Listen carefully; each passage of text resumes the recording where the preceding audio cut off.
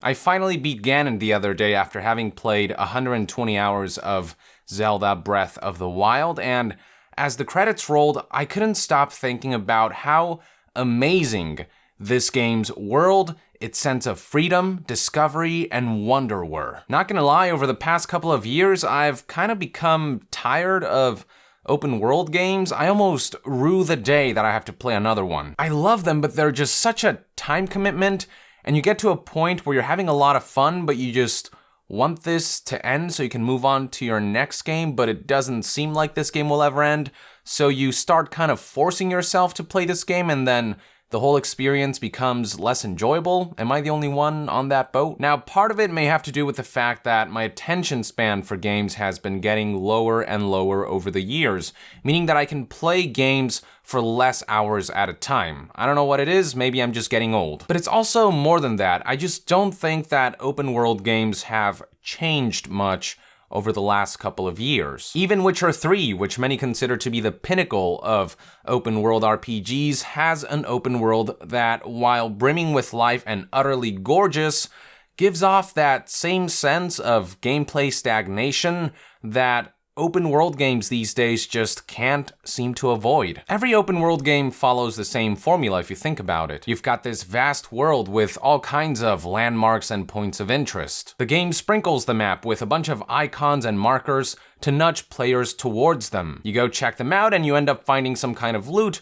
or some kind of task to do. Some of these tasks lead to some really cool moments, and others can be menial or tedious. And after you're done with the task at hand, you rinse and repeat until you're basically done with the game's vast to-do list. This formula has stayed the same for ages, and more I come to realize that open worlds are more glorified hubs than they are core aspects of a game. Or at least, that's what it feels like. Now, one could argue that open world games do offer a sense of discovery, but I feel like even that gets lost with modern open world games because they often do all the discovering for you. In Assassin's Creed games, for example, you've got the Ubi Towers that, if you go to, it'll essentially show you the map, but alongside that, they'll also give you all these icons and just kind of spray them on the map, and at that point, it becomes a chore of going to each of those icons one by one, doing the tasks or whatever, and then checking them off your list. In Skyrim, you accept a quest, and then you make that the active quest,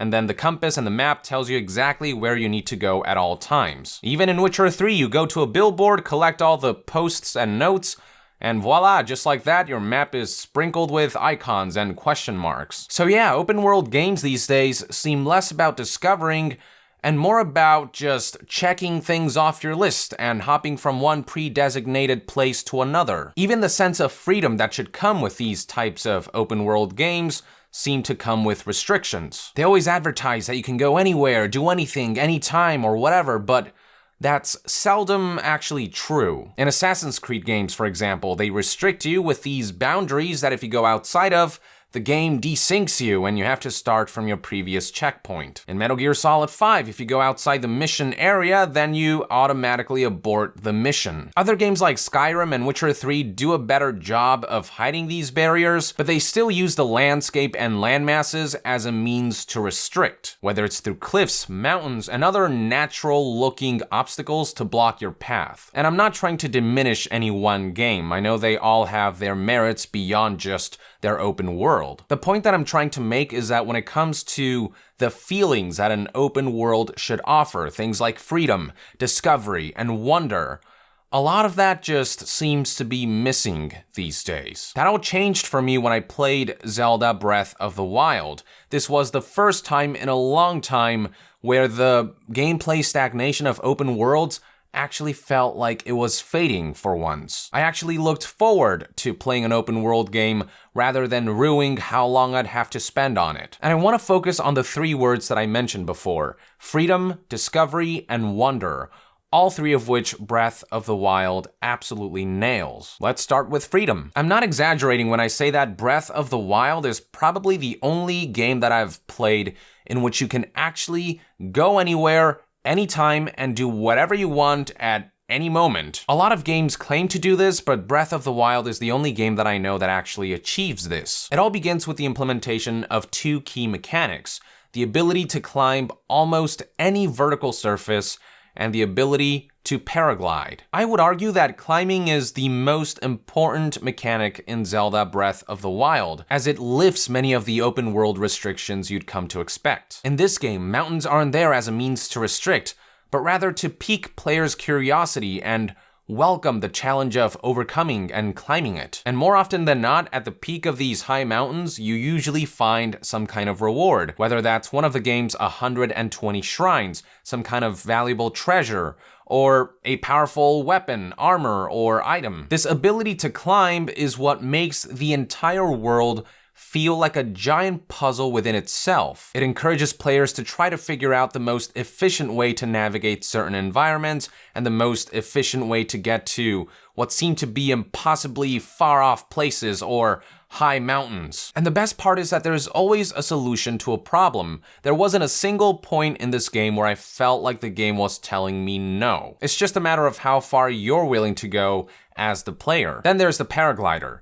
A lot of games use cliffs as a means to stop the player in their tracks, but Breath of the Wild uses cliffs as some of the most important landmarks in the game. Cliffs in Breath of the Wild not only allow players to spot points of interest that are far off in the distance, they also serve as great kickoff points for players to take the air and paraglide their way to their desired destination, all while giving them the ability to take in the vastness and beauty of the world below them. And as you move through the air with your paraglider, you may look around to find that there are other points of interest and landmarks that catch the corner of your eye. And this never-ending vicious cycle of aerial discovery begins to form. I would argue that high cliffs almost act as a reward for overcoming climbing high places. After all, they serve to offer high vantage points from which players can make further discoveries. The only real restriction when it comes to climbing and paragliding is your stamina bar, but even that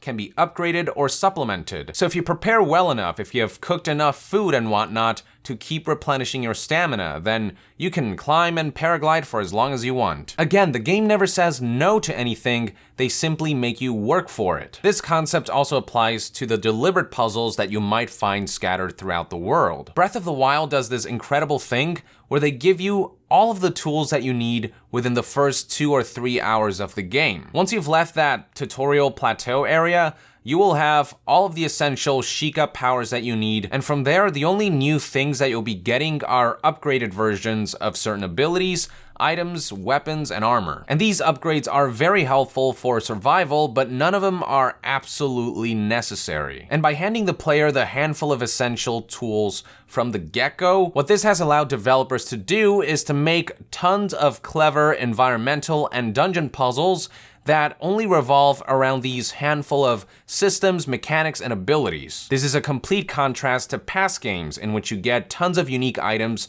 one by one as you beat each dungeon. But once you use that item for its specific dungeon, more often than not, you'll find that this item is never really used much ever again. But in Breath of the Wild, no weapons, no items, no systems, no mechanics, and no abilities are forgotten or useless. There may be fewer unique items, but all of them at least get to be used to their full potential throughout the game. And if you're smart about how you use these tools, there are no barriers, no boundaries, no landscapes, no puzzles, no enemies that you cannot overcome with enough effort. Doesn't matter how far along you are in the game, anything can be tackled at any time. There are parts of the game that are more difficult than others, but the game never says, no, you can't do that. For these harder sections, it just means you'll have to work harder and be more prepared. But in return for doing these more arduous things, you get a reward that matches the task. So if you beat a really strong enemy early in the game, for example, you actually get to keep their valuable treasures and their powerful weapons. The game doesn't have any level restrictions for which items and weapons you can wield. So if you find a way to get them, whether it's by going out of your way to defeat a strong enemy,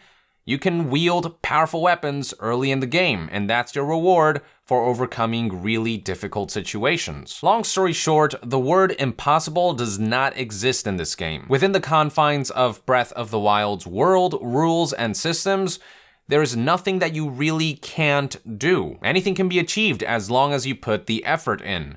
And it's really satisfying to do these hard things because the rewards that you get match the level of difficulty for a particular task. Hell, as soon as you leave the plateau, you can immediately set out to beat Ganon if you so desire. It is entirely possible to do this. You should see some of the crazy speedruns that people are doing. I'm not exaggerating when I say that nothing in video games offers the level of freedom that Zelda Breath of the Wild does. Now that we've talked about freedom, let's move on to discovery, something that I think has been sorely lacking in a lot of the modern open world games. Breath of the Wild offers a lot of freedom, but it wouldn't mean much if the game didn't offer compelling forms of player-driven discovery. Now, I say player-driven because Breath of the Wild doesn't at any point just pre-sprinkle your map with icons and markers that it forces upon you to check out. There are very few instances when your map gets marked, and one of them is when you unlock a shrine. Once you activate a shrine, that gets marked on the map, and it acts as essentially a fast travel point. The map will also get marked after you discover Korok seeds, stables, and additional labels will occasionally be added when you discover a new location. But again, all of these things happen after the discovery part happens. Beyond that, marking the map and placing icons is actually up to the player. When you bring up the map, the game allows players to place up to 5 waypoints and 100 markers of varying symbols and icons. You can place these at your leisure depending on what you believe is important for you. Did you find an area in the game with a good stash of minerals and other resources? If that's important to you, just mark it and come back to it later. Did you find one of the myriad of mini-bosses scattered throughout the world?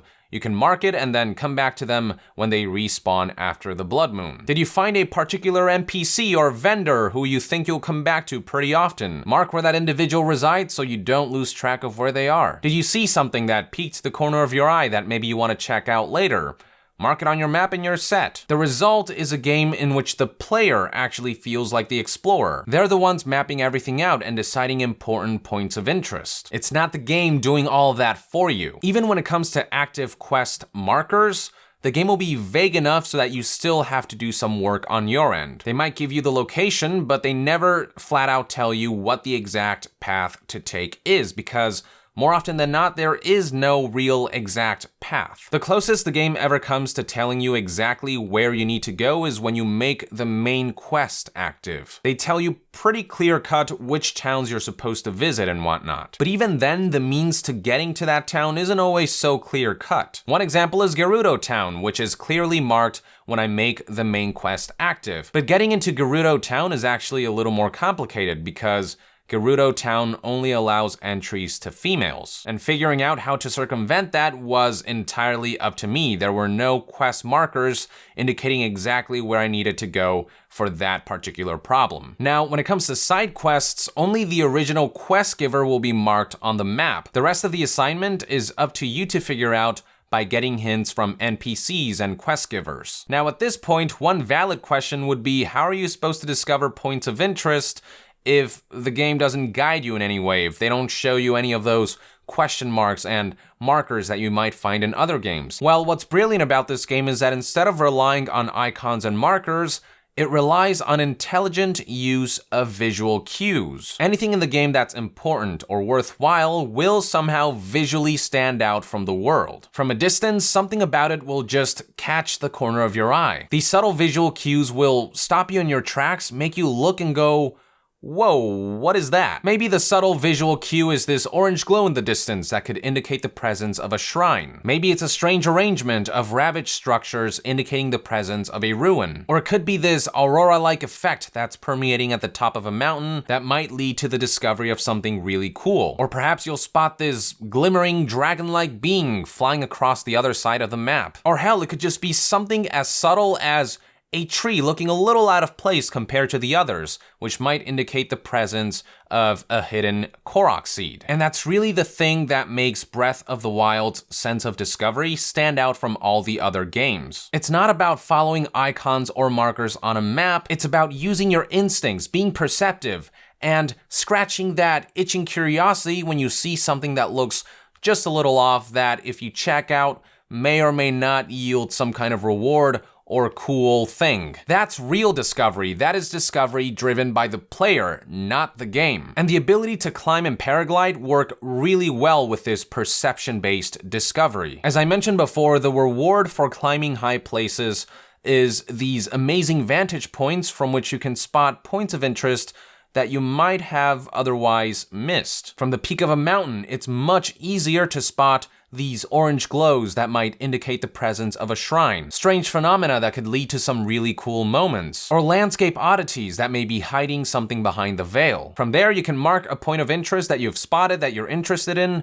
and make your way in the best way you can, whether that's by air or by ground. Do you want to paraglide there? Do you want to climb your way through? Do you want to use a horse? It's all up to you. A more deliberate form of these high vantage points are the towers that you can find scattered across the land. When activated, these towers essentially reveal a portion of the map. Now you may be wondering, hold up, Yong, you just got done criticizing the Yubi towers that Assassin's Creed games use, so what's so different about Breath of the Wild's towers? Well, the core difference is that Yubi towers not only reveal the map of a particular area, they also reveal all of the icons and quests and points of interest you can find, and they show you exactly where. They directly point you to the tasks that you can start checking off, essentially. The discovering is done for you. Breath of the Wild's towers, on the other hand, only reveal topography. Aside from acting as a great vantage point for the player to use their perception and their instincts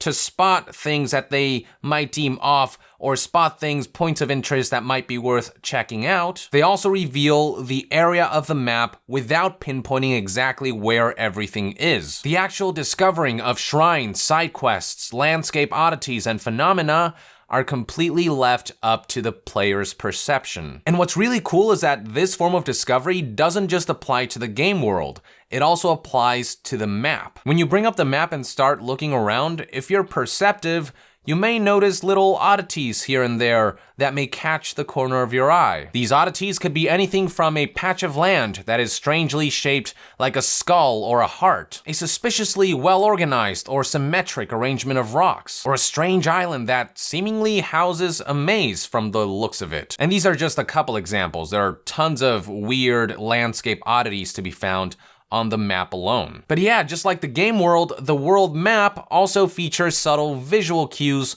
to arouse suspicion and curiosity, all without the need of blatant map markers to ruin that sense of player-driven discovery. And once players think they spot something suspicious on the map itself, they can mark it, they can find their own way to get to it, and see what it's all about. The rewards could be big or they could be small, but the point is that the game constantly arouses that kind of curiosity. It's something that other open worlds just aren't that good at. So the bottom line is that Breath of the Wild's reliance on player instincts and perception rather than map markers and icons is what makes discovery feel like it's worth a damn. And I think this is an example that more open worlds should try to follow. Don't tell me where to go, make me want to go to these places, and make me feel like I was the one who discovered these things. All right, so with freedom and discovery out of the way, let's now talk about Breath of the Wild's sense of wonder. Freedom and discovery wouldn't be worth much if the game's content wasn't compelling to begin with.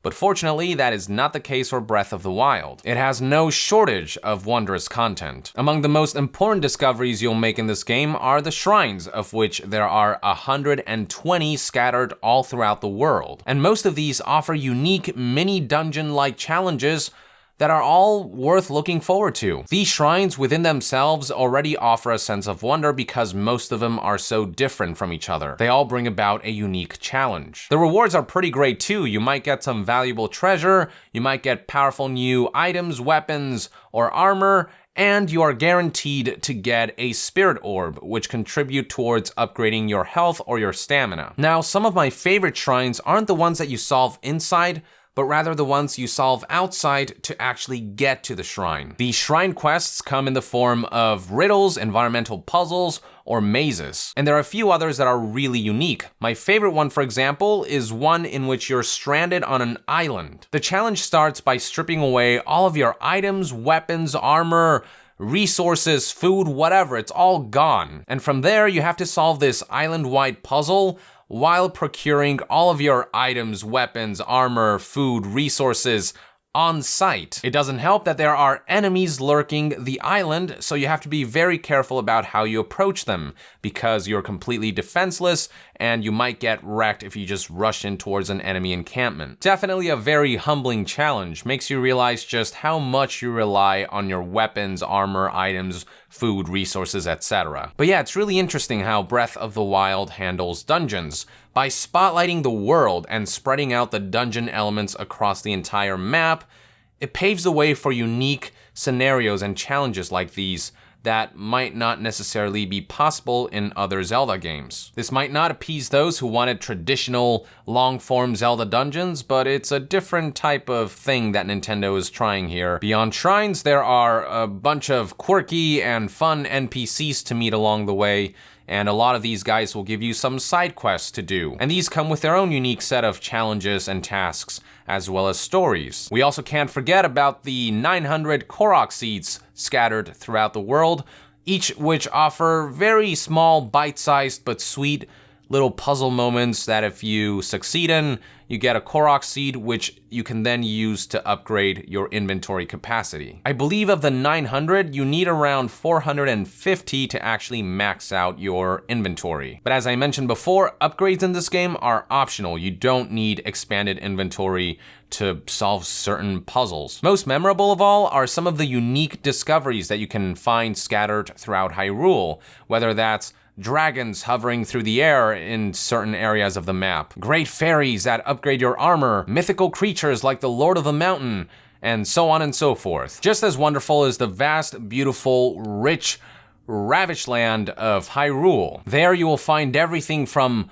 lush forests, both temperate and tropical. You'll find serene fields, raging volcanoes, mesmerizing water formations, freezing mountains and landscapes, desolate deserts, you name it. It's truly one of the most visually varied worlds I have ever seen. And within these areas of Hyrule, you'll discover towns and villages, each that come with their own unique flavor. You've got the Japanese-inspired Kakariko village. You've got the Western-inspired Hateno village. You've got the dazzling Zora's Domain, the majestic Rito village, the rustic Goron city, and the exotic Gerudo town, among others. They're all just really fun to explore in their own way. They all have unique things that they offer, like different personalities of NPCs, new armor that give you different advantages, etc. Scattered across the land of Hyrule are also a bunch of creatures and animals. Most of them you'll be hunting for ingredients, but some of them you can actually approach quietly and try to ride them. You can ride a fucking bear in this game, alright? It's also really interesting to see the amount of detail that they placed on animal behavior. You'll see things like packs of wolves who behave like packs of wolves. And I believe there were multiple times in which I witnessed a school of birds in a V formation and it looked like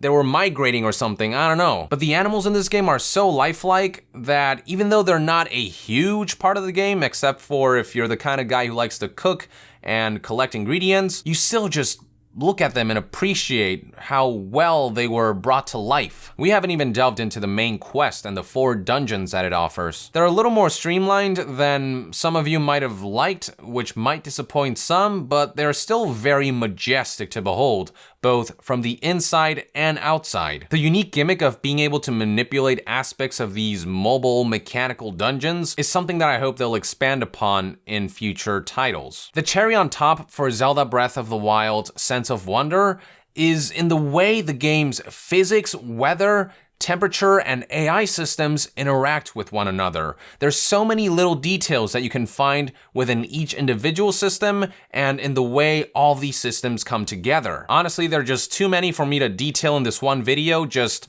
Google Zelda Breath of the Wild little details and you'll see what I mean. The simplest example that I can think of is that if you're in cold temperature and you don't have the clothes or the potions to warm you up, but if you do have like a torch or some kind of fire-based weapon, you can just equip the fire-based weapon and that might be enough to warm you up so that Link doesn't freeze in the cold. Conversely, if you're in a hot environment like the desert and equip some kind of cold-based weapon like the blizzard rod or whatever, you'll find that your character might be cool enough to traverse the environment. Or at the very least, it'll bring down Link's temperature a significant amount. And don't even get me started with the crazy shit you can pull off with the Sheikah Slate powers combined with this game's powerful physics engine. I've seen people pull off some crazy shit and it's insane, and I love that there is the option to pull off crazy shit like this, to think outside the box. Honestly, finding all of these details in Breath of the Wild,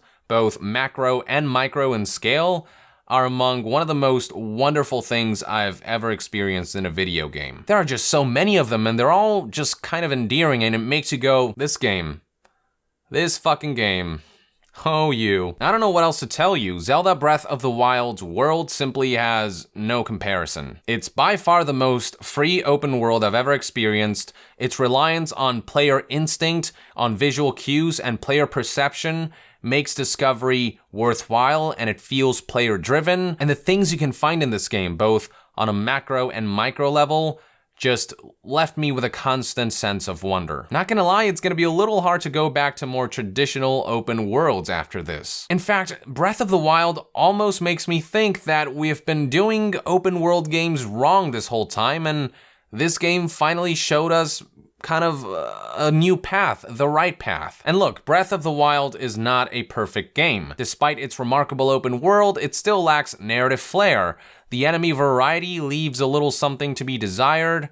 The 4 main dungeons in this game are a little disappointing. They're just a little smaller than most people would have liked, and they all function a little too similarly, and they even look a little too similar from one another. None of the boss battles are particularly memorable. There are some frame rate issues to worry about, and oftentimes the game's controls do feel unintuitive, which is something that could have been remedied if they would have allowed us to remap some of the controller inputs. But I can look past these flaws because, aside from the fact that none of them are game-breaking, Breath of the Wild's expansive, free, rich, wonderful world have paved the way for some truly meaningful stories and memories that I've made for myself. That to me is more valuable than nitpicking flaws, and it's this special thing that very few games can actually achieve. Just to give you some perspective, this is the first game in many, many years that I played for 12 hours straight after I first booted it up. I legitimately don't remember the last time I was so immersed in a game that I forgot about time. And with my lower attention span these days, this is a mighty impressive achievement. So yeah, it's factors like these, the memories, the stories, the immersion, the discoveries, the freedom, the sense of wonder, that really make Breath of the Wild a masterpiece. And I really hope that future open world games will take some cues from Breath of the Wild, draw some elements from it, and try to improve their own experiences. I really do think open world games can learn a lot from this amazing game. So yeah, there you go, folks. My thoughts on why I believe that Zelda Breath of the Wild's open world is sort of the new standard of open world games. What do you think about all this? Did you find Zelda Breath of the Wild's open world as amazing as I did? What are aspects about the open world that you loved and aspects that you didn't like so much? How would you compare Zelda Breath of the Wild's open world to other games' open worlds? Let us know in the comments below, and to be further updated on all things gaming news, reviews, and discussions, stay tuned right here on Young Yeah. I'll see you guys next time. Young out!